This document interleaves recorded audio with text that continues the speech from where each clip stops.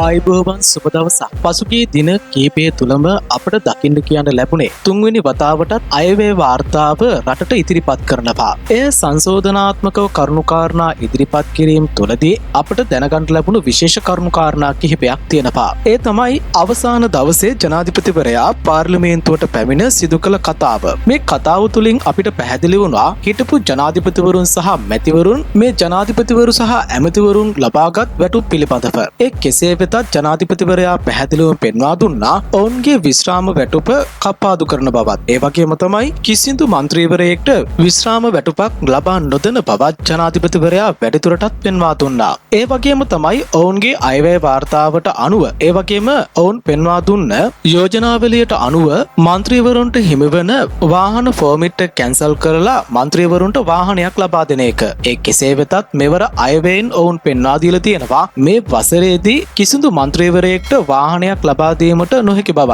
ඒක නිසා මේ වසරේ කිසිදු මන්ත්‍රීවරයෙක්ට වාහනයක් ලබා දෙන්නේ නැති බව ජනාධිපතිවරයා වැඩිදුරටත් පෙන්වා දුන්නා. ඒ කෙසේ වෙතත් වැඩිදුරටත් අදහස් දක්වමින් ජනාධිපතිවරයා පෙන්වා දුන්නේ හන්තාන ප්‍රදේශයේ නීති විරෝධී ලෙස ඉඩම් ලබාගත් මන්ත්‍රීවරුන්ගේ ලයිස්තුව ජනාධිපති ලේකම් කාර්යාලයට ලැබී ඇතැයි ජනාධිපති අනුරුකුමාර දිසානායක මහතා පාර්ලිමේන්තුවේදී ප්‍රකාශ කළා.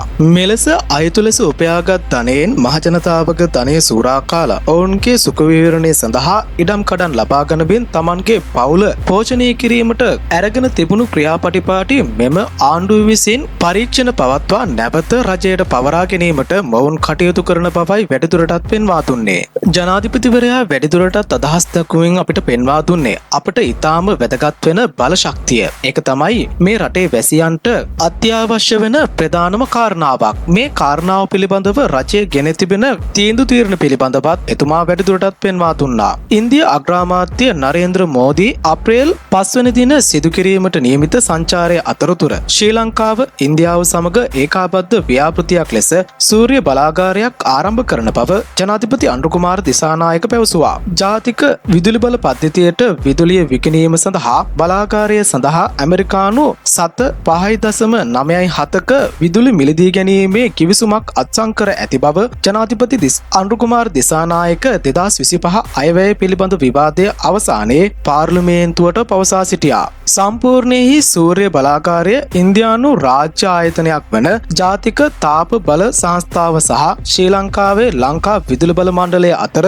ඒකාබද්ධ ව්‍යාපෘතියක්. ලංකා විදුලි බල මණ්ඩල සහ ඉන්දියානු ජාතික තාප බල සංස්ථාව මෙගාවෝට් 500ක සම්පූර්ණයෙහි ගල් අඟුරු බලාගාරයක් සැලසුම් කරමින් සිටියද ටර්බයින් සඳහා අන්තර්ජාතික ටෙන්ඩර් කැඳවීමට පෙර එය විවිධ ක්‍රම හරහා අවලංගු කර තිබෙනවා. ත්‍රිකුණාමලය දැන් බලශක්ති මධ්‍යස්ථානයක් ලෙස සංවර්ධනය කිරීමට නියමිත බවයි වැඩිදුරටත් ඔවුන් පෙන්වා දුන්නේ.